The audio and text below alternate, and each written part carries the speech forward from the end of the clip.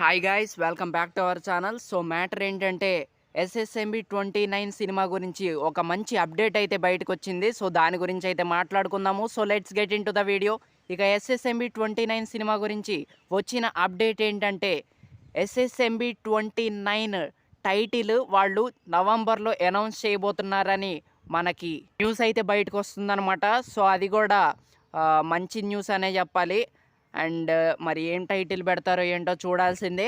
And నవంబర్లోనే ఎందుకు అంటే నవంబర్లో మన Avatar cinema director James Cameroon గారు ఇండియా అయితే రాబోతున్నారనమాట.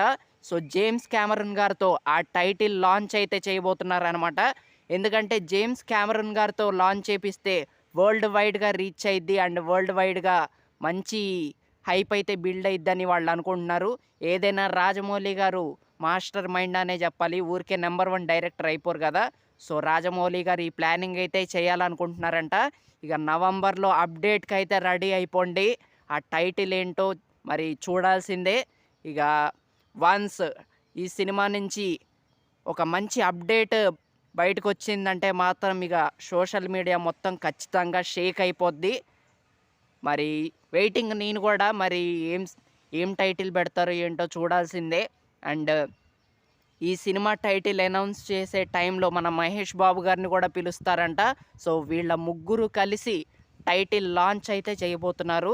సో నెక్స్ట్ లెవెల్ అనే చెప్పాలి.